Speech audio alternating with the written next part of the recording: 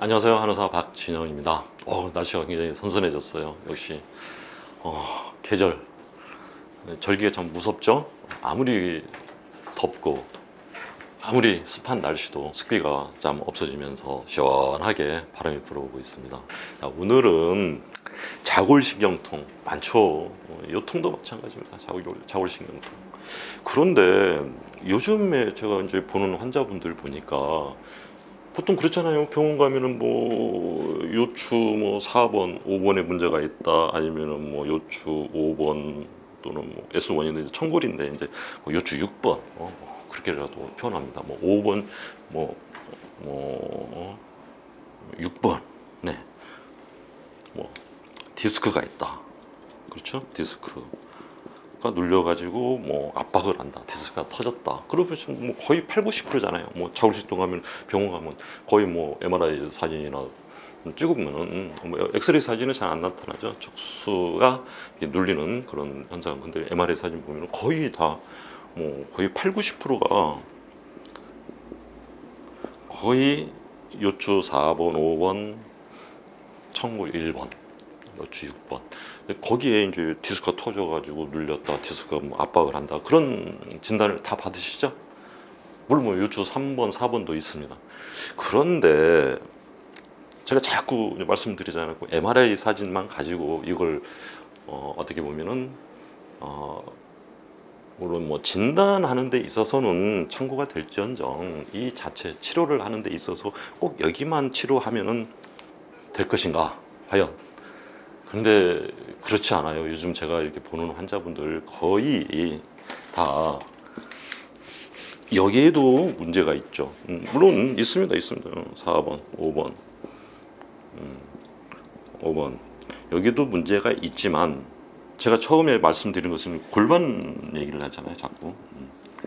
골반이 위로 올라가 가지고 4번, 5번, 5번, 6번 쪽이 눌려가지고 디스크가 튀어나왔던, 디스크가 터졌던 그런 현상이 있는데 이 자체를 치료하려면 먼저 골반을 내려야 된다. 그렇게 제가 항상 말씀드리는 거죠. 골반이 문제입니다. 골반이. 그런데 여기에 문제가 있지만 흉추,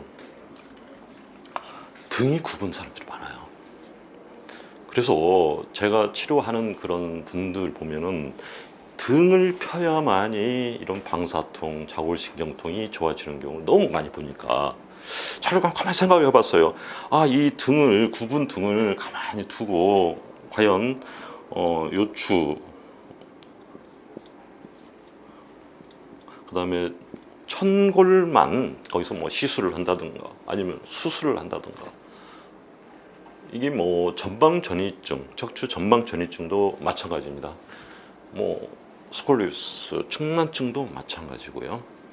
근데 이런 현상들이 가만히 보면은 나이가 젊은 사람도 등이 굽으면 이런 방사통이 온다. 특히 이 발끝으로 오는 그 방사통은요, 이 흉추가 굉장히 지대한 작용을 하는 것 같아요.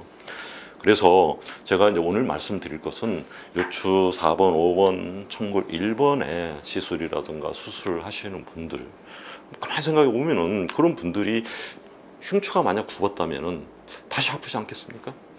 또 수술을 해도 별 어떤 효과를 못 누리지 않을까, 그런 생각이 들어서 제가 오늘 흉추 얘기를 해볼까 합니다. 자골신경통과 흉추.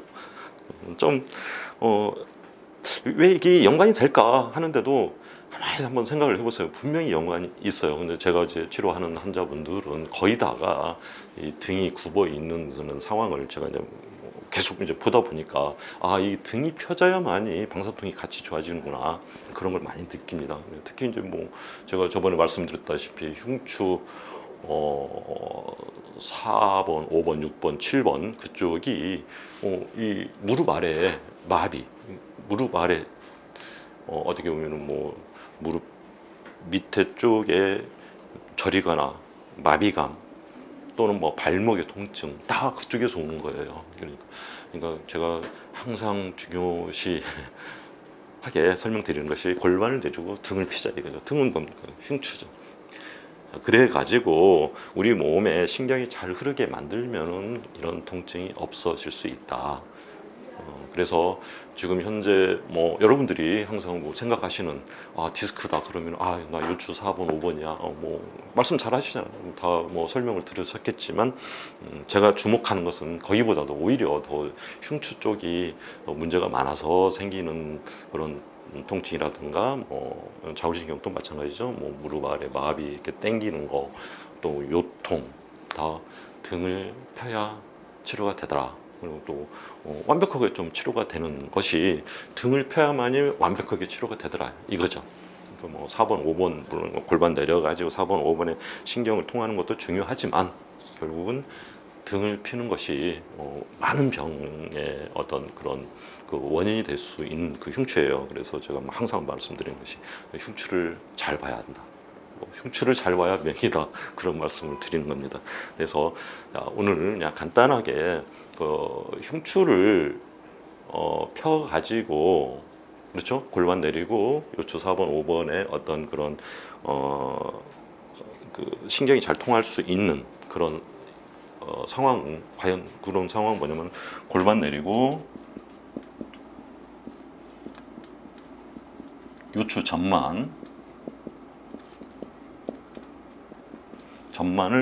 만드는 데 집중해서 이렇게 되면 어떻게 됐습니까? 당연히 구분 등도 필 수 있는 그런 환경이 만들어지는 거예요. 그래서 구분 등을 흉추를 피면은 완벽한 치료가 되지 않는가 그렇게 생각을 합니다. 자, 이렇게 제가 이제 간단히 이제 그림을 그렸어요. 경추는 1, 2, 3, 4, 5, 6, 7, 7개, 흉추 12개입니다. 요추는 5개, 청골 이렇게 있어요. 보통 여기 4번, 5번 아니면 5번 청골 여기에 뭐 디스크가 터졌다 그런 소리를 많이 들었잖아요. 또 간혹 뭐 3, 4번도 간혹 있는데 거의 뭐 4, 5번으로 설명을 들으셨을 겁니다.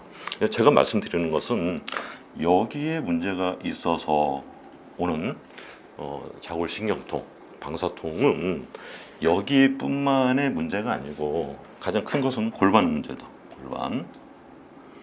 골반이 위로 올라가서 여기가 좁아져서 압력을 받아서 디스크가 튀어나오거나 팽윤이 되는 거죠. 근데 이건 골반을 내리는 것이 첫째 치료 방법입니다.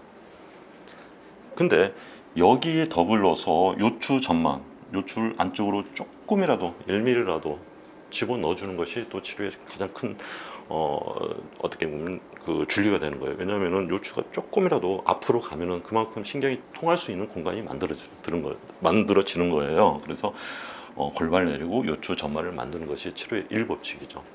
그런데 요즘 많은 분들이 이 4번, 5번, 6번, 7번 이 정도에서 등이 이렇게 굽습니다. 이 굽은 등이 이쪽에까지 어떻게 보면은 영향을 미치지 않나. 그래서 방사통도 올 수 있다. 이 4번, 5번, 6번, 7번 여기가 우리 몸에 어떻게 보면은 중추적인 그런 기관들이 또 모여 있는 곳이에요. 그리고 또 굉장히 뭐 폐라든가 뭐 여러 가지 장기들이 좀 밀집해 있는 그런 곳입니다. 그래서 이쪽이 굽으면은 어떻게 돼요? 사람이 늙잖아요. 그러니까 젊은 사람도 여기가 굽으면 늙었다. 기능이 퇴화됐다. 그렇게 보시면 돼요. 그래서 여기를 피는 것이 정말 우리 몸의 건강에 굉장히 좀 키가 될 수 있어요. 키. 그래서 이 굽은 등을 펴야만이 우리 몸의 어떤 건강이라든가 어떤 몸의 균형 그런 것들이 잘 이루어지고 아울러서 내려오는 방사통, 요통까지 어떻게 보면은 여기에 문제가 있을 수 있다. 이 보시면은 이게 이제 흉추입니다. 흉추 1번에서 12번인데 보통 방사통이 있는 분들은 이 뭐 한 4번, 5번, 6번, 7번 이쪽이 어떻게 보면은 이렇게 올라가 있습니다. 이렇게 이거 굉장히 중요해요. 이걸 낮춰줘야 됩니다. 물론 이 낮추는 데는 골반 내리고 요추 전만이 가장 중요하게 합니다. 이렇게 돼야만이 이게 낮춰지는데 이것을 같이 낮춰져야만이 이런 방사통이 완벽하게 좋아지더라. 그렇게 말씀을 드리고 싶은 거예요. 이게 잘 안 내려가는 사람들은 방사통이 잘 안 났습니다. 그리고 좀 병의 그런 어떤 그 양상이 굉장히 복잡하게 나타나요. 뭐 여러 가지 참 뭐 우울증 뭐 그런 것도 올 수도 있고, 또는 뭐 어떤 그 소화가 잘 안 되고 항상 뭐 손발도 차고, 또 뭐 여기 조금 더 올라가면, 여기까지 더 올라가면은 뭐 어지럽고 두통도 오고, 굉장히 복잡한 양상으로 이런 여러 가지 질병이 나타날 수 있습니다. 그럼 골반 내리고 요추 천만 만드는 거, 이 등을 피면은 속도 편하고 소화도 잘 되고 가슴도 시원해지고 숨도 잘 쉬어지는 그런 상황이 옵니다. 그래서 이 두 분 등을 그대로 놓고, 그쵸? 병원에서 말하는 여기 4번, 5번 뭐 스테로이드를 맞는다든가 시술을 해서, 또는 뭐 여기를 그냥 수술을 한다든가, 그러면 여기 등은 어떻게 되겠어요? 더 딱딱해지면 더 굳어가겠죠. 그러면은 수술을 했어도 계속 허리가 아프거나, 아니면은 수술을 했는데 뭐 몸에 어떤 그 증상이 오히려 이상한 쪽으로 병이 더 진행이 되거나, 그런 현상이 여기 등에서 오는 거니까 이 등을 굉장히 중요시 여기서 이걸 펴야 됩니다. 자, 이 등이 굽으면 어떻게 돼요? 머리가 앞으로 가죠. 그러면 뭐 땅이 바로 앞에 있습니다. 그러면 노인이 되는 거죠, 노인. 근데 어떻게 보면은 자, 늙는다는 것은 참 이렇게 슬픈 일이죠. 그런데 이 등이 굽으면 젊은 사람도 늙게 돼 있어요. 그렇죠? 등이 굽으면 여러 가지 뭐 그렇잖아요. 노인분들 때문에 손발 좀 부자연스럽죠. 또 힘이 떨어지죠. 소화력도 떨어지죠. 뭐 잠도 잘 안 오죠. 뭐 기력이 없으니까 참 몸이 좀 흔들리면서 걷죠. 근데 그런 게 해서 뭐 뇌, 뭐 알츠하이머나 뭐 파킨슨신의 뭐 그런 여러 가지 질병이 올 수 있는 것이 바로 이 흉추예요.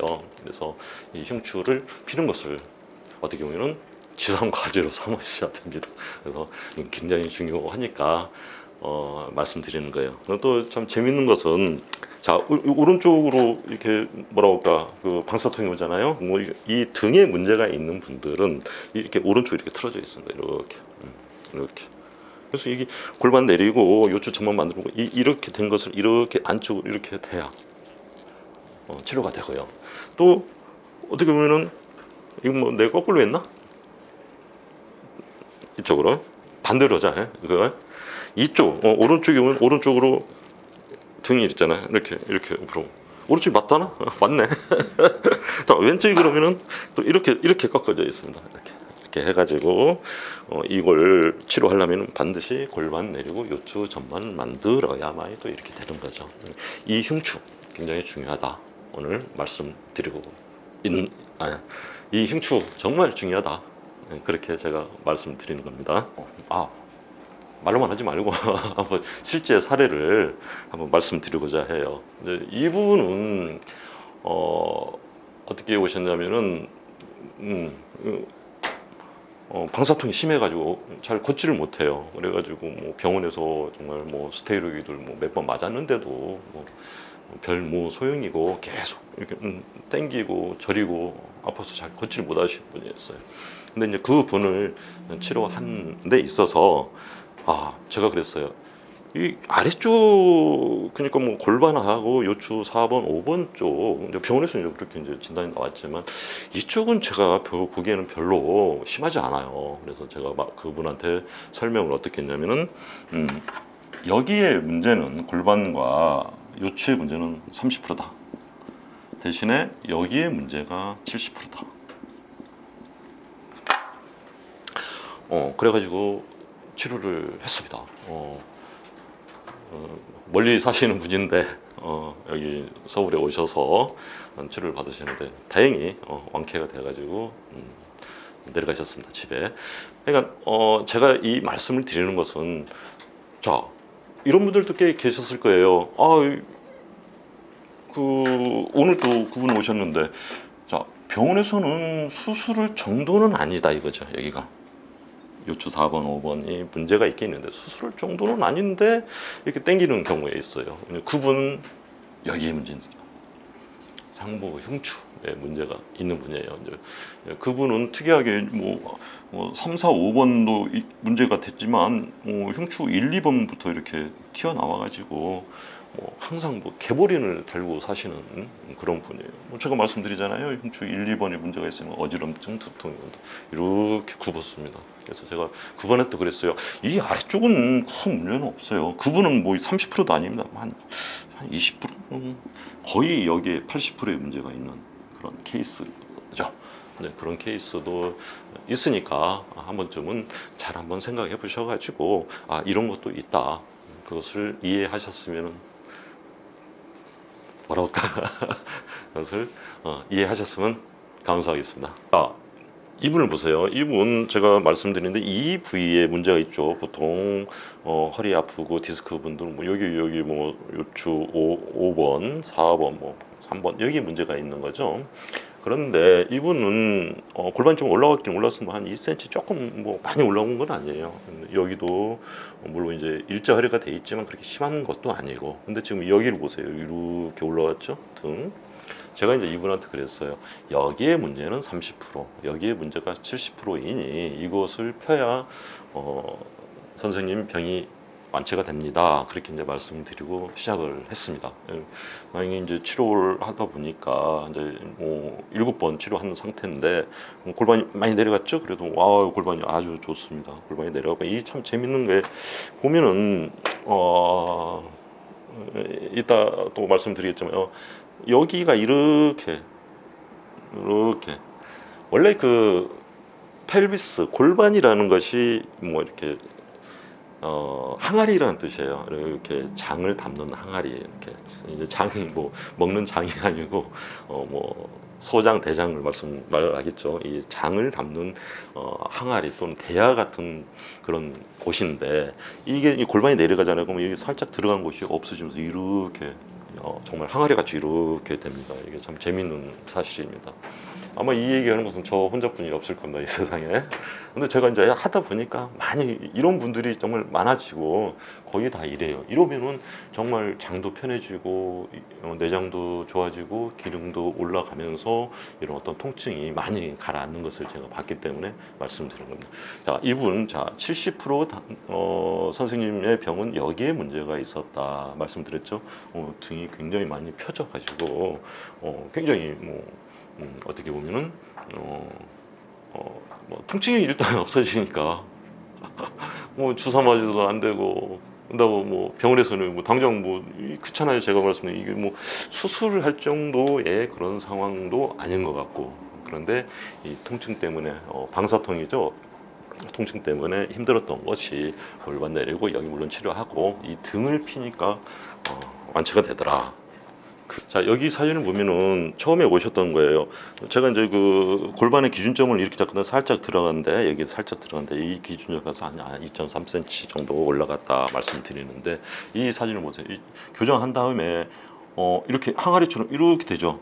물론 골반이 참 내려간 상태가 참 제가 볼 때는 참 어떻게 보면 참 완벽하고 예뻐 보입니다. 하지만 여기 이렇게 항아리처럼 대야처럼 이렇게 되는 거, 이 자체가 정말 건강한 골반이에요. 이게 진짜 심한 사람은 여기 뼈 조각이 이렇게 올라오는 사람들이 있어요. 그런 분들이 나중에 그 요통에 좀 어떻게 보면은 좀 예민하다 볼까 요통에 시달리는 분들이 꽤 많아요. 그래서 이 골반을 내리니까 이렇게 항아리처럼 이렇게 됐죠? 이게 건강한 골반입니다. 이런 골반을 가지도록 노력을 해야 됩니다. 이제 실제로 이게 참 골반을 내리면 이렇게 됩니다. 참 재밌는 현상입니다. 그래서 골반이 펠비스가 대야다, 항아리다 그런 표현을 쓰는 것 같아요. 이러면 참 넉넉하지 않겠습니까? 그러면 내부 장기가 편해져 가지고 뭐 큰 병이 오겠어요. 그래서 이런 골반을 가지도록 노력하셔야 됩니다. 이번 휴가 때 정말 재미있게 읽었던 책입니다. 아나토미 오브 에피데믹, 뭐 어떤 유행병의 이게 아나토미 해부라는 뜻인데 이걸 그 약이 병이 되는 시대로 이제 바꿔가지고 가까이에서 보여드릴게요. 이 아나토미가 해부학입니다. 우리 학교 다닐 때 아나토미 이렇게 두꺼웠었나 그거 들고 다니기가 참 힘들었는데 이게 아마 그런 것 같아요. 이분이 휴테커라는 사람인데 그 어떻게 보면 요즘 정신병 있잖아요. 요즘 특히 젊은 분들이 정신과 약을 많이 먹는 걸로 알고 있는데, 야, 이게 유행병이다. 제가 저번에 뭐 가끔 이렇게 말씀드리죠. 아, 이게 사회의 트렌드가 아닌가 요즘 그렇게 말씀을 드리는데, 여기 보면은 굉장히 이 모노아민 가설에 의해서 어떻게 보면 정신과 의사들이 아, 이건 화학적인 문제다. 이 병을 만든 거죠, 병. 우리 학교 다닐 때 보면은 참 뭐 프로이드, 뭐 융, 뭐 해가지고 그분들은 어떻게 보면은 이 환자하고 대화하고 어떤 그런 환경 조성을 해서 그렇게 정신병을 치료하는 그런 식의 어떤 뭐 저도 만약 의대를 갔으면 정신과를 해야 되겠다라는 옛날에 꿈이 있었는데, 지금은 그게 아니에요. 이건 화학적인 문제다. 뭐 도파민, 세로토닌, 뭐 노래프레. 하지만 이게 그 약을 지금 쓰는 연도가 별로 안 됐어요. 제가 알기로는 뭐 ADHD 약도 여기 나오는 것은 1980년대부터 썼다고 하는데, 굉장히 이 책에 굉장히 여러 가지 제가 원했던 그런 답들이 많이 있는 것 같아요. 그리고 모든 어떻게 보면은 진리라는 것은 시간이 지나고 세대가 지나고 뭐 최소한 뭐 몇백 년을 지나야 이게 진리가 볼 수 있잖아요. 근데 이거 뭐 몇십 년 되지도 않는 그런 상황에서 그런 약들을 무분별하게 쓰는 면은 참 안타까워요. 제가 뭐 어제도 한 젊은 여성분이 오셨는데, 이 정신과 약 먹고 30kg가 찐 거예요. 30kg. 말이 그렇지. 근데 지금 이 책에 자세히 나와 있습니다. 제가 말하는 게 아니고 이제 그런 약들의 부작용에 대해서 굉장히 잘 나와 있으니까 한 번쯤 이런 책을 한번 읽어보시고, 정신과 약 참 좋은 약 아닙니다. 그러니까 되도록이면 그런 약들을 멀리 하시는 게 우리 몸의 건강에 좋습니다. 그래서 아마 그런 정신과 약 또는 뭐 마약성 진통제 그런 약들을 조금 뭐라 할까 가까이 하실 때, 왜냐면 의존이 되잖아요. 젊은 여성분도 이 약을 끊으려고 노력을 안 해봤겠습니까? 저한테 오시는 환자분들이 그래요. 그 약 너무나 끊고 싶다. 하지만 뭐 가슴이 쥐어짜한다는 거예요. 쥐어짜. 가슴이 쥐어짜고 가슴이 막 터질 것 같고 심장이 막 두근두근 해가지고 그 약을 못 끊는 거예요. 벌써 뭐 의존이 됐고 또 중독이 됐잖아요. 그러니까 그런 또 뭐 미국의 사례를 보면은 그런 어떤 오피오이드라고 해가지고 그런 마약성 진통제 또는 정신과 약으로 통해 가지고 나중에 마약의 길로 빠져드는 경우가 너무 흔하잖아요. 그걸 계속 고발한 책입니다. 그러니까 한 번쯤 정말 이건 읽어보셔야 될 그런 책입니다. 그러고 나서 우리 아이들한테 ADHD 약을 먹이든 아니면 정신과 약을 드시든 한번 결정하셨으면 좋겠습니다. 자, 이왕 오늘 제가 책을 또 하나 가져왔습니다. 이게 보면은 유명한 책이에요. 피터 게츠라는 네덜란드 의사인데, 위험한 제약회사라는 책입니다. 여기 보시면은 제약회사는 이건 뭐 하는 짓이 꼭 마피아와 같다, 그런 얘기를 해요. 그러면서 어떻게 보면은 마피아가 뭡니까? 매수를 합니다. 매수 안 하면 어떻게 됩니까? 여러 가지 그런 마피아와 같은 그런 행동을 하는 그런 제약회사다 해가지고, 그러니까 이 두 가지 책은 한번 좀 꼭 읽어보셨으면 좋겠어요. 저도 여기에서 얻는 바가 굉장히 많았습니다. 자, 오늘은 뭐 여기까지입니다. 자, 이 세상에서 가장 값진 브랜드는 바로 여러분의 건강한 척수입니다. 감사합니다.